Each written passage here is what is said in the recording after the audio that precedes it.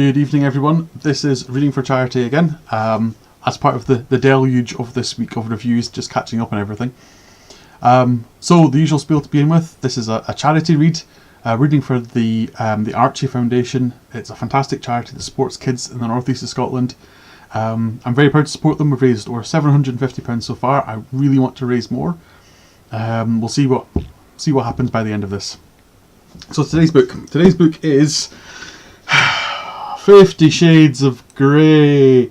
Yay! Woo! So as you can tell from my utterly enthusiastic approach to this is the one that I knew I was going to get, and this is the one I was completely dreading. So guess what? It's going to be a short review today. This is a terrible book. It's terrible. It's just terrible. It's terrible. It's really, really, really terrible. I'm trying to fit this book into the list of books I've read so far. It's like night and day to Pet Sematary, which was my last read. Pet Sematary was a tremendous book, and it's possibly going to be the best book I've read this year. And it goes into, I think, one of my top books of all time, certainly. I think Pet Sematary was that good. 50 Shades of Grey is generously exactly the opposite, completely down at the other end of the spectrum.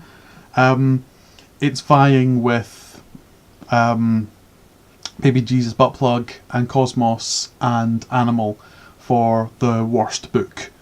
Yeah, I'm not sure, but Cosmos and Baby Jesus Buttplug, I think, are clearly the worst because they're just fever dreams. You know, they're nonsensical.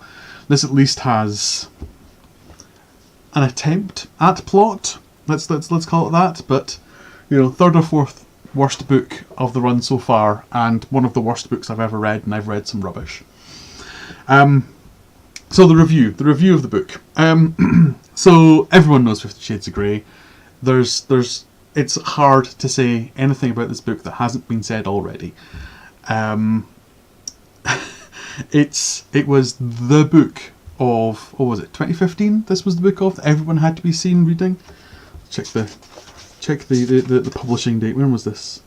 Copyright 2011. What the hell, was it even further back than that? 2012 or 2013, was it? This was the book to be seen.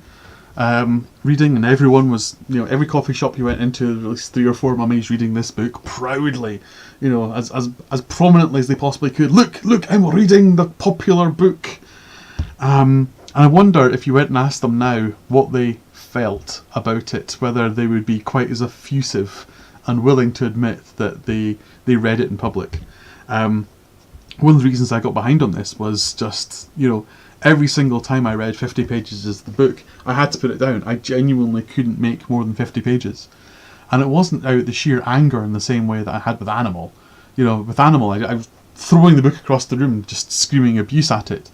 You know, and the same, it wasn't like Cosmos, where I was just sitting, I would read 50 pages, and I would be like, I don't know, I have to put this down and go away and have some sanity inserted back into my life.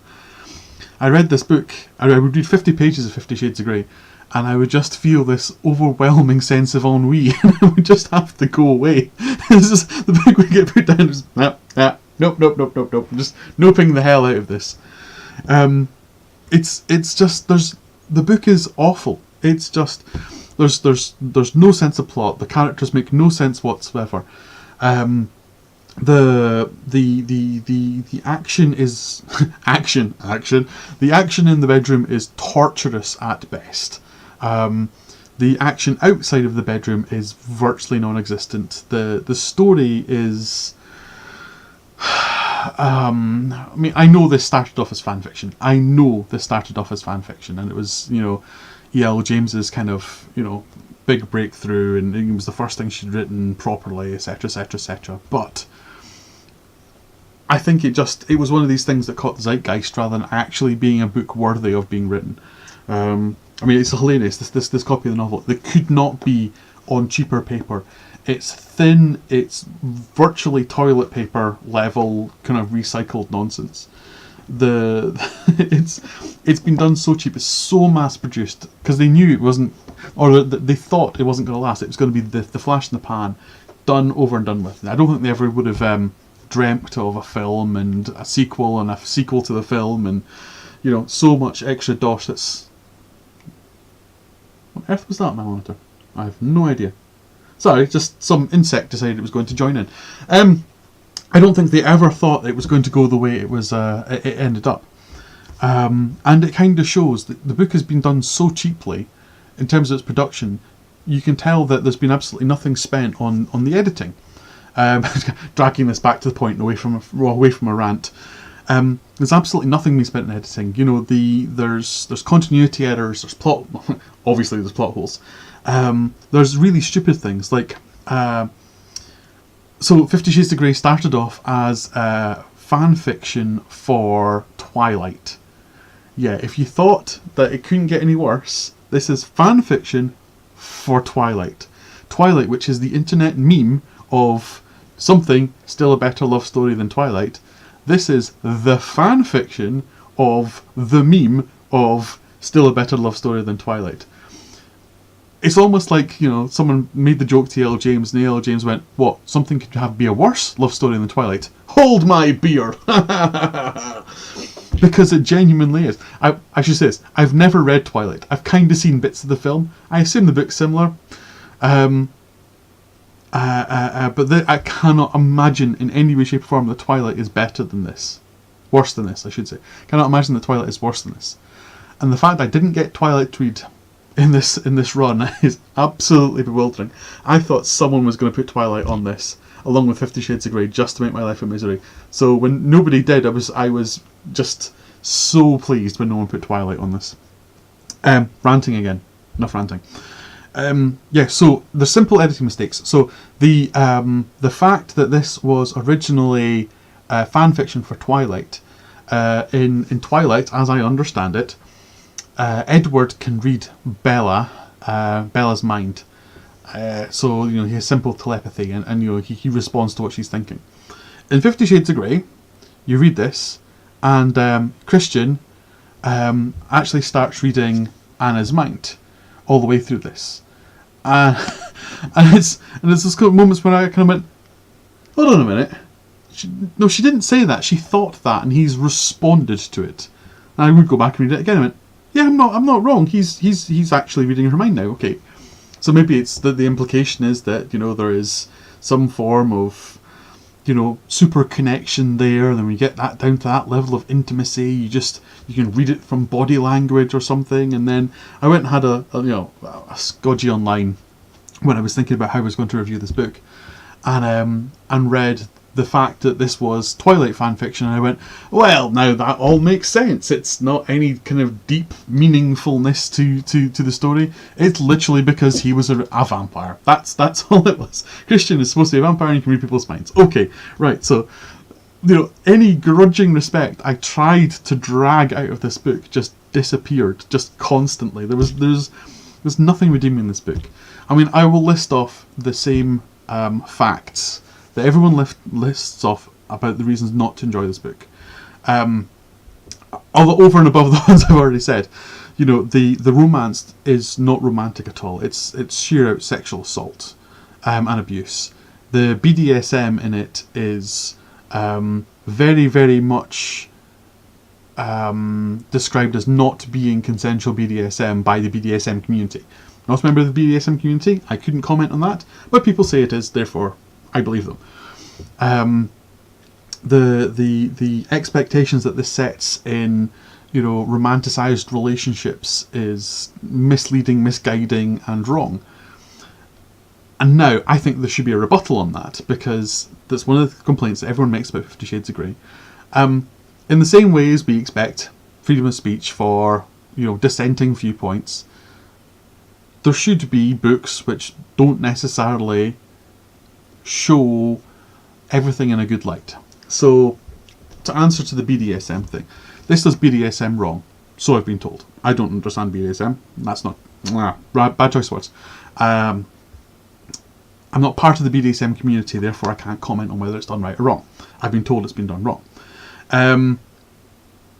However, you require books to show, or TV shows or films or whatever, You require media that shows things being done wrong, so people can turn round and say, well, no, that is wrong, and here's why that's wrong. And the rebuttal of that is more important than it being wrong. It's the cautionary tale. And I think cautionary tales are still important. They're still required in society. It's the same kind of logic I used with Mein Kampf. And again, this is the third book I've compared to Mein Kampf. I'm just beginning to get slightly worrying now. The book itself the content of the book is less meaningful than the fact the book exists. And the rebuttals people have to that book are more important than the book. It's what that book engenders in people that makes the book important, which is why things like Mein Kampf shouldn't be banned. We don't want that to fall out of our mindset, because if you start getting rid of books like Mein Kampf, then the rebuttals get removed as well, and it's the rebuttals that are important. People won't remember the rebuttals without the book. And the same idea with 50 Shades of Grey. If it does something wrong, and it did something wrong spectacularly and very, very publicly, and then the rebuttals came in spectacularly and very, very prominently. This book probably did more for the publicity, is that the right word? For good publicity for BDSM than anything else. When you see people talking about subdom relationships on BBC News at 8 o'clock in the morning, you know that something has gone on. And this book engendered that. Now, this is a terrible book. It's absolutely terrible. But the furore surrounding it was positive for a great many communities. Because everyone's read the book, and everyone's heard why it's bad, and everyone's heard the rebuttals, and everyone kind of now has forgotten the contents of 50 Shades of Grey. It's become a bit of a meme now. It's become a bit of a joke. But everyone remembers the rebuttals. Everyone goes, 50 Shades of Grey. Oh, that's the book that does BDSM wrong.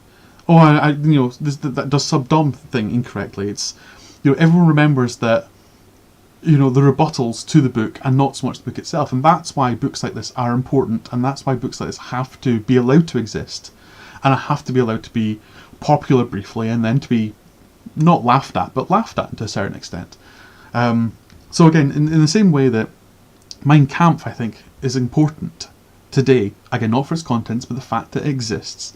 50 Shades of Grey is important, not because of the content, but due to the fact that it exists. And it's hard to say that about any bad book. I mean, I wouldn't. For example, we'll take another bad book, Animal. Animal shouldn't exist. It's a pointless novel. There's no great rebuttal to be had around Animal. It's just poorly researched. It's like arguing on the internet over the course of 15 years and only hearing one side of the argument. It's a terrible novel. This is a terrible novel, but its importance relies around, its existence. So some books, I think, can just, not be banned but die away, such as Animal. Other books, such as 50 Shades of Grey, I think will hang around, not because they're good, but because they existed and they were popular and everything else. So, yeah, it's an important novel. It is an important novel, and it's a sad thing to say that it's important, but it's important for the same reasons that Mein Kampf is important. And yes, that makes 3 books I've compared to Mein Kampf now. Isn't it joyful? This review is actually going on longer than I thought it was going to. That's 14 minutes already, and I thought this was going to be done pretty much straight away. So, 50 Shades of Grey.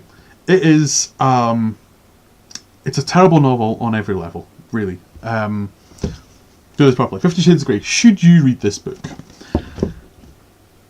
No, I don't think you do need to read this book. If you want to read the book and find out what it was all about, pick it up, skim through it maybe. It's not a book I think is necessarily worth reading. I think it's much more of a book that's important in synopsis. Just go read the Wikipedia entry for it, or go read the Goodreads entry for it, and read the reviews. I think those are more important to read than the actual book itself. The actual book itself is fairly turgid. I mean, the sex scenes are, boring at best, I think is the right way to put it. There's nothing particularly sexy about them. The dialogue is turgid and stilted, and nobody in the world speaks the way that these people speak in this book. The insanity of the plot, it's like, I'll buy you a company, make you CEO. And it's like, why? Why would you do that? I mean, don't buy a huge company and make her the CEO. It's completely pointless. It's you're just toying with everything. Yes, I get you're a billionaire, and billionaires are mildly insane, but they're not insane like this. They don't waste money like that. Billionaires don't waste money. They don't throw away money like that unless you're, I don't know, crazy like Notch or somebody like that. But he's not. He's supposed to be this massively shrewd, powerful businessman. You know, the Branson-esque, we'll say. And they don't throw away money at all. They hoard it as much as possible. So it's a fantasy novel. I get it. It's a fantasy novel, but that's not how it's put forward. So it just becomes laughable all the way through. I'm ranting again. Stop the ranting. Keep it reviewed. So should you read the book? No, I don't think you should. Read the synopsises. Read the Goodreads reviews. Read the Wikipedia entry. Those are all far more valuable than the book itself. I'm happy the book exists. I mean, everyone has to have a book that they can laugh at, and this is definitely a book you can laugh at. But read the surrounding subtext, and surrounding it rather than the book itself. I think that's far more valuable. Yep. Okay. So 50 Shades of Grey, done. Absolutely done. You know who you are, who gave me this book, and beatings will be had. That's all I'm saying. Next up. Next up.